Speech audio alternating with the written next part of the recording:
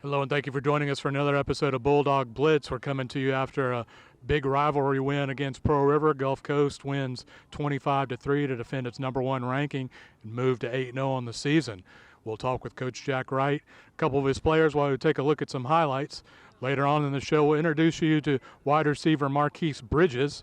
And last on the show, we've got a special feature, a piece put together by the University of North Texas on Gulf Coast alum Deondre Torrey, who's out there doing great things at the next level. Stick around. On the field with Gulf Coast head coach Jack Wright. Jack, rivalry game. Sometimes these games are ugly. I think this was a prime example of that tonight, wasn't it?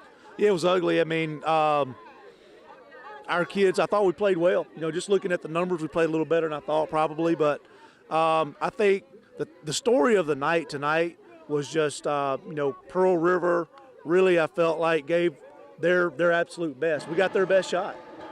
So even an ugly win in that scenario is something I think to be proud of. These schools are 26 miles apart. They didn't need a lot of miles on the road to get fired up tonight, and they came out and played really well, I think. Yeah, you got to give Coach Egger a lot of credit. Their team was ready to play tonight. Not that our guys weren't. I thought our energy level was good. I thought our plan was good. Just the story of the night was we couldn't really score when we got down to about the 20 to 30 yard line. I think that's kind of why the score was a little bit tighter maybe than some of us might expect. Third quarter though was really good. You got 3 quick touchdowns and took it from a 6-3 halftime advantage to breathing room there. What was working for y'all in that stretch? Just we've got some explosive players. We've got a couple of guys on offense that if they get a little bit of space are dangerous, and I think Deandre really made his point on that tonight, that if he gets a little bit of room, he's a dangerous running back. And then DeWan Black's as explosive as defensive players there is in the country. He made a break on an out cut, got underneath it, picked it off, and scored. And then, Chance was a little bit uncharacteristic there when he pulled the bootleg down and spun and got in. So just some of our more explosive players, I thought, really made plays at critical moments. The defense was really good all night, held them to right at 100 total yards. It's kind of another night at the office for the regulators, isn't it? Yeah, in the day and age of college football, when you give up 100 yards, that's almost unheard of now, with teams in the spread and quarterbacks being capable of doing what they're doing. So really a spectacular night. And you're right, we have said that about them 2 or 3 times this year. We went 3 and out the first 3 drives. Nobody on the sideline panicked. We knew we had a great defense. We knew if they did score or get some yardage that it was not going to be something we felt like they could consistently do against our group. So it gives you a lot of comfort knowing that group's going to go out there in tough situations. Pearl River had 4 first downs, and 2 of them came by penalty. They had a first down rushing and a first down passing. So that's indicative of how dominant they were tonight. That sure is. I mean, they've been dominant all year. I'm not surprised by any of that. You were busy on the sideline as the game between East Central and Hines was going on. East Central was up late. Hines got a touchdown in the last 20 seconds to tie it, went to overtime and won. So that means next week is for all the marbles. South Division title will be on the line next Thursday night in Raymond. Yeah, big game. I mean, that's what the MGCCC South is all about, is big games. You look back, we feel like we've had 3 or 4 games this year where we were playing for all the marbles, so it'll just be another one. Well, I think we'll have a great week of practice. Our kids know now that, we've got a target on our back. But it's a championship game next week. Really, from this point forward, if you win the championship, you're going to be first round, then second round. So really next week, in my opinion, starts playoff caliber football. All right, Coach, congratulations. Enjoy this for a little while and get back at it. Thank you, Don. We're on the field with defensive lineman Tylan Jones from Lake Cormorant. He's a sophomore, key anchor for the defensive line. Tylan, you guys held him to 4 first downs on the night, only 2 of them in the run of play, a couple penalty yards. What were the regulators doing tonight that was so effective? Well, I feel like we could have came out a little harder. We made a couple adjustments at halftime and came out and did our thing. We came, played as one. Y'all were up 6-3 at halftime. What kind of flipped in the third quarter that got y'all going? We came out a little slow. We should have. We don't usually play like that. We came out. We got our mind right. We came out hard. I don't know if you've heard it yet, but Hines won tonight, so next week will be for all the marbles for the South Division title, the #1 seed in the South. What are y'all going to be doing this week getting ready for that? Well, I feel like we got our work cut out for us. I feel like we got to come as one, come as a team, and play as one. All right, congratulations, Tylan. Thank you. Thank you. Here on the field with Deondre House, a freshman running back from Senatobia. Deandre, offense struggled a little bit in the first half. Second half, you guys came out and took care of business. You had a big run. What happened on your long touchdown run? It was an outside zone play, and I just got the ball, and I seen Hay make a good block, and I just cut off him, and I just used my speed, And that kind of set off an explosion for you guys. You got 3 quick touchdowns, one of them by DeJuan Black. What did you see from the defense tonight? Defense, they come out every game with the same intensity, I just love how they practice hard, I just love how they play in the game. What's it like being in your 4-person rotation in that backfield? It's pretty good. I'm glad I got 3 sophomores ahead of me, teach me the JUCO things, and I liked it. What do y'all have to look forward to this week getting ready for Hines? Hines, they're a pretty good team. We'll have to prepare real well. I think we'll be ready. Congratulations, Deandre. Good job. Thank you. One direction, straight to the top. Chosen one, racing the clock. They can't keep up, but you can solve. One direction, straight to the.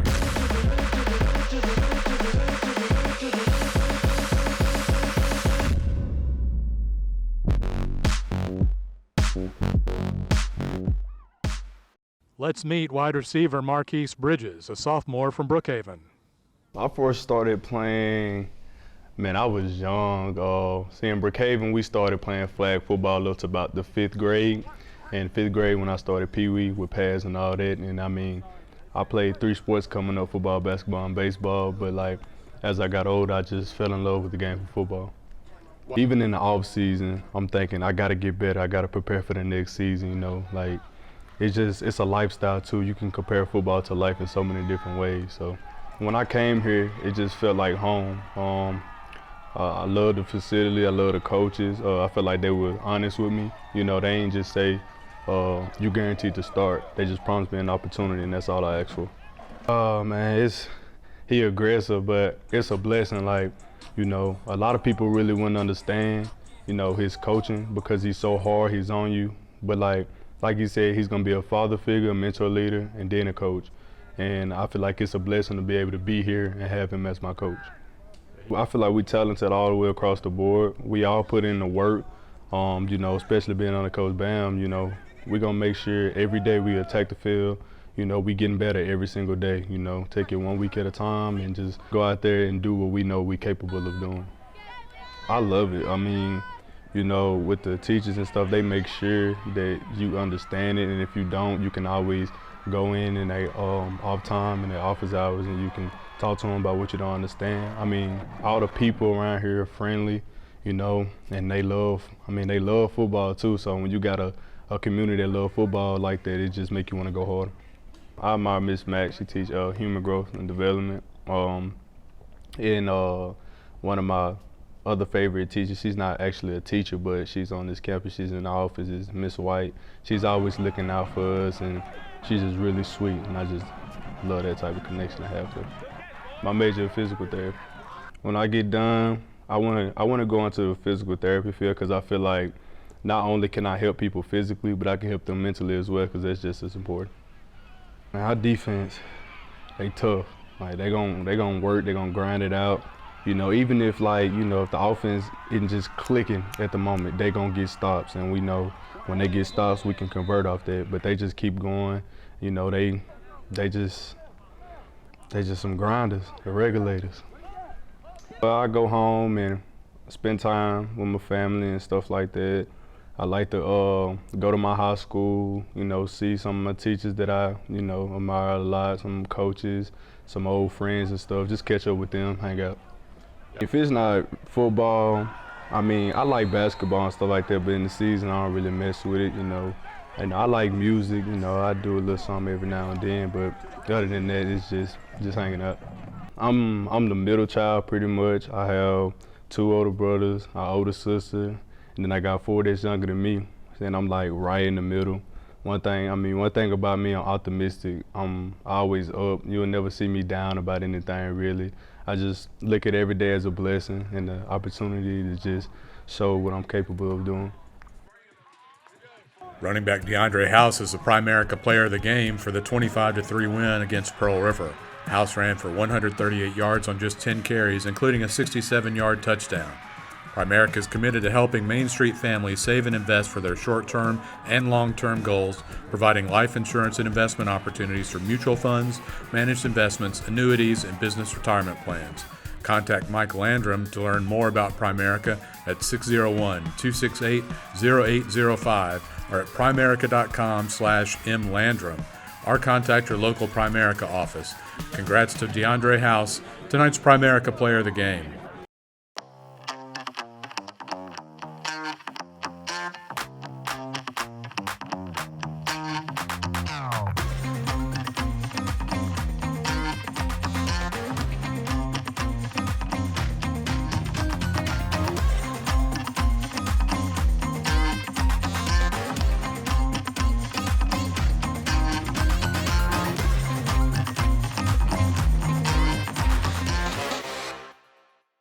Now we bring you a special profile on former Gulf Coast running back Deandre Torrey, put together by the University of North Texas, where he's doing big things at the next level. Let's see what Deandre is up to.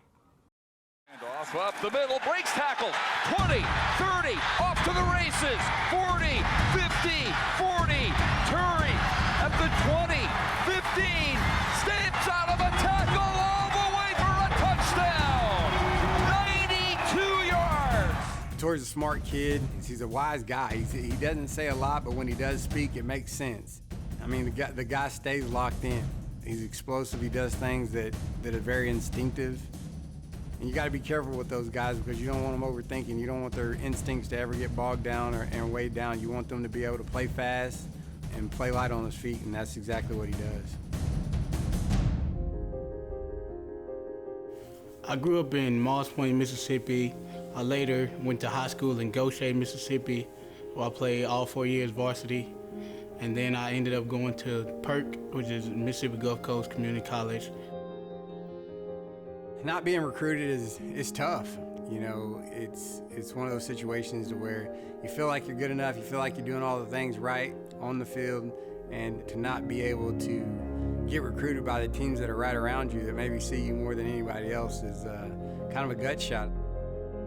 JUCO football is kind of rough, really. Like, we don't get all the assets that comes along with D1 football. When I came on my visit, it was actually my first time being on a plane, and I just love the environment. I love the coaching staff, and I love the culture you guys had built here, and that I seen you guys were going in the right direction with the program.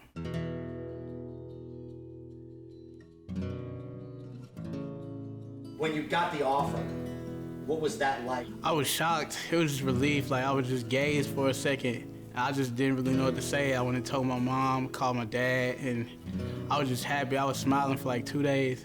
Sure, I ended up transferring here. Last year, got here in the spring. I got homesick a lot, but it just made me grow up real fast. I knew I had a job to do here, and I promised these guys that I would be here, so I needed to focus on this. So I just kept my head down and kept working hard and try to not focus on home and realize that I'm doing this for the people back home. You know, when you first get on the campus as a freshman, you know, the camp grind is usually the hardest. And so being away from home for the first time, really, and then going through what's probably the hardest time of your life, having to compete and grind and battle and going against a bunch of guys that are bigger, stronger, faster than you, it's a tough time. It was my first year. I didn't know how fast I would adjust to D1 football, but it just kind of came natural after I got in the groove of everything, played a couple games. Robledo approaches, boots it inside the 10-yard line, and it'll be returned. Just before that, I had got a kick return, and I had just missed it by one person. So the next time I got the ball, I said, man, if they kick it to me, I'm just not stopping. I gotta go score, I gotta go score, because I wasn't playing a lot, so I wanted to impact the game in some type of way. So when they kicked it to me, my team did a great job of blocking me, trusting where it was gonna hit, and I just hit it. Tackle at the 30 to the 40 to the 50. One man to beat, a foot race, and Deandre Torrey brings it all the way. A touchdown. It did a lot for my confidence, I would say. It made me feel like I was a part of the team, and I wasn't just a guy out there. So that just kept me motivated. And then when I got on the field, it felt like home here again. I just got welcomed in.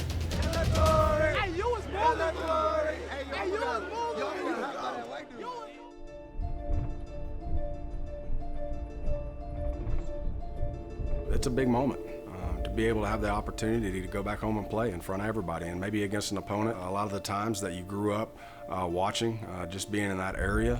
This game is kind of personal for me because they see me play in high school, they passed on me. They see me in junior college, they passed on me again. So, yeah, I'm ready to play this game.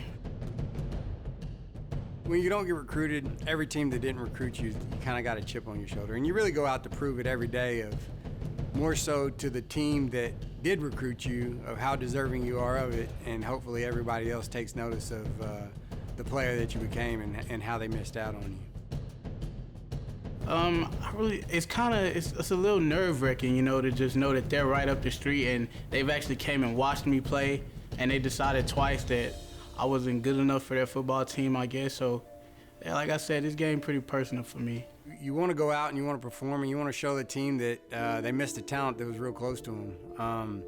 But at the same time, you're going out there trying to win a football game. You're focused on your team and your goals and things that's got on. You can't really look back.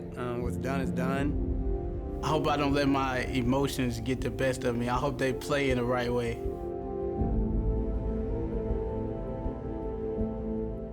When he took the kickoff, obviously the first time that we had the ball in our hands, it could have been a special moment. Could have took it to the house, and I kind of mentioned it to him. I was like, man, the first time he touched the ball back at home, could have been a touchdown. And, you know, we giggled about it, and then he got right back to business. And that's who he is. He's a tough kid who wants to go compete and never have to question his effort at all.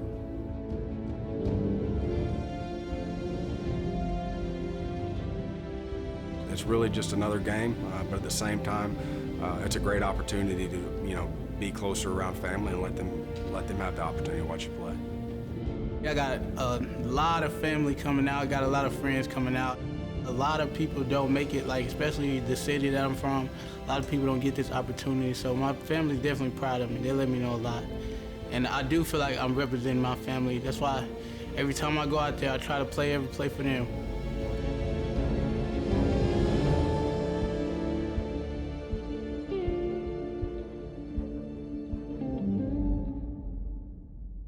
Thank you for joining us for Bulldog Blitz. We'll see you next week when we come to you from Hines in a showdown that will determine the South Division title. We'll see you next week.